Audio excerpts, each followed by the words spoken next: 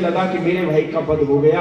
अपनी भाभी को और अपनी माता वृषभानु को ये शांत करके उनसे कहा कि तुम चिंता मत करो, हम जाएंगे और हरि से बदला लेकर के आएंगे। बड़ा भारी वैदांतिक इसने दृष्टांत दिया।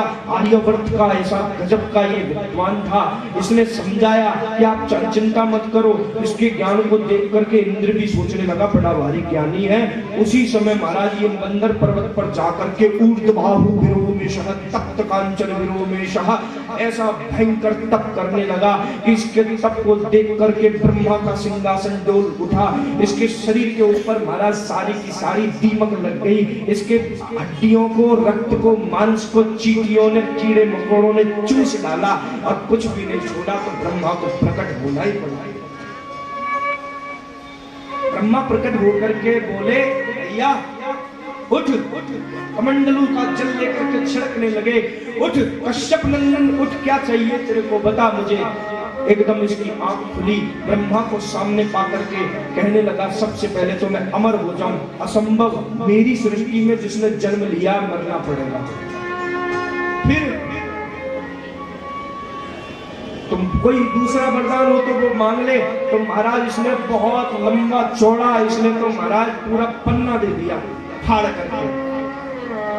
दिन में मरू, न रात में मरू, अस्त्र से मरू, न शस्त्र से मरू, न किसी जीव से मरू, न किसी दैत्य से मरू, न देवता से मरू। और महाराज न घर में मरू, न बाहर मरू, और भी महाराज न आकाश में मरू, न पाताल में मरू, न पृथ्वी पे मरू। खींच के ही पन्ना बना के पूरी लिस्ट सौंप दी ब्रह्मा जी भी, ये पकड़ो ये दे दो। ब्रह्मा जी सोचे, यार इतना सारों का आज तक कोई नहीं ना मांगो मुझसे, इतने बड़े बड़े दैत्य हुए, तूने इतना मांग लिया। अच्छा बोले देना है तो ये दे दो। ब्रह्मा जी तथास्तु कह करके अंतर्भूत हो गए।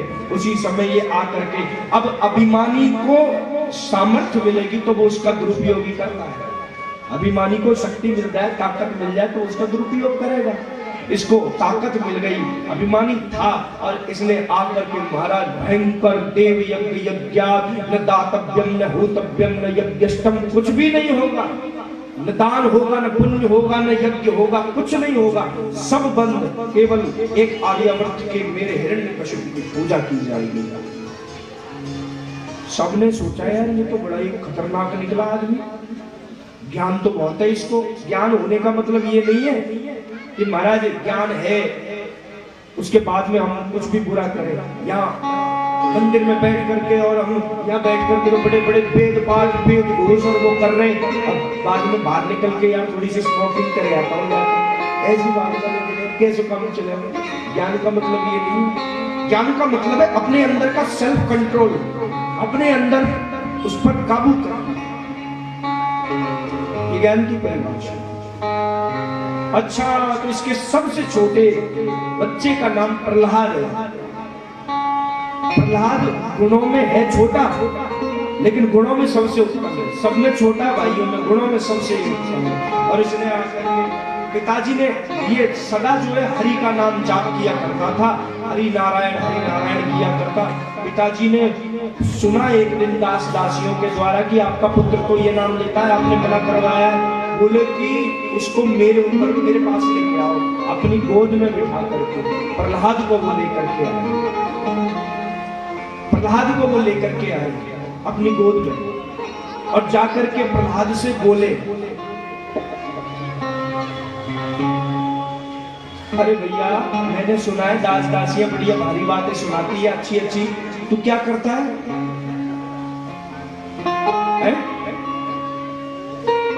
मुझे भी सुना। अरे बोले पिताजी जो मैं बोलूंगा वो तुम्हारी समझ में आएगी नहीं। अच्छा बोले क्या समझ में नहीं आएगी तेरे मेरे, पता मुझे क्या चाहता है तू? बोले पिताजी देखो मैं तो हरि का नाम जप करने वाला हूँ और नारायण नारायण। अच्छा संडामर किधर आओ? शुक्राचार्य जी के दोनों पुत्रों को बुलाया संडामर को। संडामर इनको सिखा के लाओ कुछ। उनकी डीमन यूनिवर्सिटी चलती थी, आसुरी विश्वविद्यालय, लेकर के गए और संडामर ले जाकर के उनको कुछ सिखाया। लेकिन वो तो प्रहलाद ऐसा हुआ, जितने भी असुर थे उन सब असुरों को जो नारायण नाम संकीर्तन है वो सिखा दिया। अरे महाराज ऐसा हुआ है क्या? अब कैसे करें, इससे मुक्ति कैसे पाए। थोड़े दिन बाद प्रहलाद को वापस उसी यूनिवर्सिटी से, विश्वविद्यालय से पिताजी के पास भेजा गया। बोले कि अब ठीक है ये? बोले ठीक है। अच्छा बेटा अब आओ, अब क्या सीख करके आए? तुमको मैंने पढ़ने भेजा था। बोले पिताजी जब मेरी बात तुम्हारे बिना पढ़े लिखे ही समझ में नहीं आई तो अब तो पढ़ लिख करके आया हूँ। बिल्कुल भी नहीं आए, अब तो सब सीख करके आया। क्या सीखा? बोले पिताजी मैंने एक ही चीज सीखी, देख लो आप सुन सकते हो। वैसे मैं सुनाना आपको चाहता नहीं हूं, पर मेरे ऊपर आपका ऋण है, आप मेरे पिता हो, आप इसके योग्य तो नहीं हो, पात्र नहीं हो जो मैं आपको सुनाना चाहता हूं, पर फिर भी आप मेरे पिता हो, इसलिए मैं आपको एक चीज सिखाना चाहता हूं, बोलना चाहता हूं। बोले श्रवणम स्मरणम पहली, दूसरी स्मरणम विष्णु, श्रवणम कीर्तनम विष्णु स्मरणम, और फिर पाद सेवनम बंधुओं अर्चनम बंदनम दास्य सख्यमात्म निवेदनम। एक पिताजी भगवान की कथा श्रवण कीर्तन अर्चन बंदन उनका पाद सेवन, इनमें से यदि कोई भी भक्ति आपके जीवन में आ गई तो आप हरि को प्राप्त करोगे। अच्छा ये सीख करके आए, ले जाओ इसको, पहाड़ों से कटवाओ, नागों से कटवाओ, कढ़ाइयों में डलवाओ, बुआ को बुलाओ होलिका को, और वो आकर के इसको जला देगी। बंधु पहाड़ों से बिकवाया और हाथियों से को चलवाया, कड़ाहों में डलवाया, पर जिसकी रक्षक हरि हो उसको कैसी चिंता हो सकती है। अच्छा इसको जेल में बंद कर दो, ऐसे नहीं मरेगो, ऐसे अपने आप भूखों मर जाएगा। मैं देखूं कैसे भूख प्यास के आगे तो अच्छे अच्छे इनके भूत भगे, ये तो अपने आप बात आएगी इसके सामने।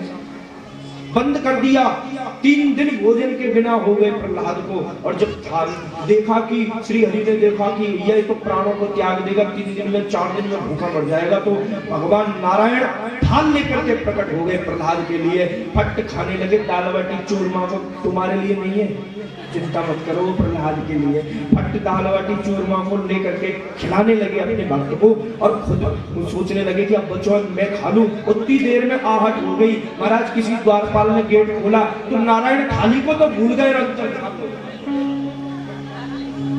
सबने सोचा यार ये अंदर कहां से आ गया इतना मटेरियल। हिरण्यकशिपु को जाकर के बताया महाराज वहां तो ओवरफ्लाई हो रहा है, ओवरफ्लो हो रहा है, बाहर निकल निकल करके जा रहा है। बोले अच्छा पकड़ के लाओ मेरे सामने, पकड़ के लाए बंधुओं, उसको पूछने लगे बता क्या चाहता है तू, तेरा भगवान कहाँ है? पिताजी प्रश्न ही गलत करते हो, मेरा भगवान कहाँ नहीं है। अच्छा बता कहाँ है मुझे? प्रासा देसा पति पति चसा पृष्ठ तत्सत पुरत्सा पर्यंकेशा दिशि दिशि चसा तद्वियोगा तुरस्या हम हो चेत प्रकृतिरपरा प्रेयसी का सा सा सा सा सा सा सा जगत निकले ओयम द्वैतवान, वो कहां पर उपस्थित नहीं है। चले विष्णु स्थले विष्णु, विष्णु पर्वत मस्तके विष्णु सर्वम विष्णुमय जगत, हरि व्यापक सर्वत्र समाना। यहीं से प्रारंभ हुई ये बात। भैया बोले अच्छा तेरा भगवान इस खंभ में भी प्रतीत होता है? बोले 100% है, 100% है, देखूं चेक करूं है कि नहीं, देखूं कैसा। जब प्रहलाद ने कहा है तो अब हिरण्यकशिपु को भी विश्वास हो गया कि पक्का है, तो महाराज उसने अपनी दिग्विजयी गदा को उठाया, उठा करके जोर से उस स्तंभ पर प्रहार किया तो स्तंभ विदीर्ण हो गया। उसी समय अगड़ गड़ गड़गड़ान है, फाटल को प्रदान है, एक स्वरूप नागर को अति भयान है, सत्यम विधातु निज प्रभासनम। ऐसे लक्षणों से रुद्र भयंकर तांडव करते हुए, जिनकी आंखों से रौद्र ज्वालाएं निकल रही है, जिनकी जीभ लंबी पड़ी है, बड़े बड़े नाखून जिनके हैं, बड़े बड़े सिंहों को भी सुशक्त कर देने वाला ऐसा स्वरूप, जिनकी आंखों के तेज से ब्रह्मा और शंकर भी संकुचित हो जाते, ऐसे नृसिंह नारायण भगवान का प्रादुर्भाव। सबने बड़ी जय जयकार करी। थोड़ी देर तक तो महाराज इस खेलते रहे इसके साथ में, हिरण्यकशिपु के साथ। फिर इसने जो वरदान मांगे उन सबको त्याग करके घर की देहरी पे ला करके न जड़ से मरू न चेतन से। तो ये जो नाखून है ना, ये जड़ भी है, ये चेतन भी है। इन्हें ज्यादा काट लो तो, इन्हें कम काटो तो प्रॉब्लम है, ज्यादा काट लो तो टू मच प्रॉब्लम हो जाती है इनसे। ज्यादा काटने से कोई जड़ भी है, चेतन भी है। कहाँ संध्या समय कौन सा मास 12 महीने में से नहीं मरू तो पुरुषोत्तम मास में ला करके महाराज इस हिरण्यकशिपु का भगवान ने उधर फाड़ करके इसकी अंतड़ियों को पेट में से निकाल करके गले में डाल करके मंगल में नृत्य संपादित किया। सब लोग देख करके आश्चर्य हो गए। सबने कहा मनाओ मनाओ, जाकर के बड़े कुपित हो रहे। लक्ष्मी जी तो देख करके ही महाराज शांताकारम विकटाकारम है तो सो रोज रोज चरण दबाती हूँ, आज क्या हो गया। सब लोगों ने जय जयकार करी। तब जाकर के प्रहलाद को भेजा कि तुम जाकर के मनाओ। तो बंधुओं उसी समय प्रहलाद ने जाकर के स्तुति की भगवान की। भगवान ने प्रहलाद से कहा बेटा तेरे जैसा बेटा जहाँ होता है उसके पिता को तो क्या सोचता है ये नरक में जाएगा? नहीं, उसको तो भैया मेरा धाम कब का मिल गया है, क्योंकि तेरे जैसा बेटा वहां पर उपस्थित हुआ है। पर तू ये बता चाहता क्या है? बोले मैं कुछ नहीं चाहता। अरे नहीं, मैं देवता हूँ, मेरा काम देना है, तू बता, मैं तुझे कुछ देना चाहता हूँ। अच्छा तुम देवता हो? मुझे तो पता ही नहीं था। बोले तुम देवता हो, मैं दैत्य हूँ, फिर तो युद्ध करे। अरे बोले मजाक नहीं करते प्रहलाद। ठाकुर बोले तो फिर क्या करे? बोले देख तू कुछ मत मांग, पर ये जो मांगता खड़े है ना लाइन में, इनको तो बता दे जब मैं मिल जाऊं तो क्या मांगना चाहिए। बोले कि ए प्रभु आप जब मिल जाओ वस्तु काम ही नारी प्रियारी जिमी जिमी प्रिया दाम। हे प्रभु जब तक आप ना मिलो तब तक तो मैं आपको कामियों की तरह चाहूं, और जब आप मिल जाओ तो आपको अपने दिल की तिजोरी में बंद करके रख लूं। हे कब्र मन श्री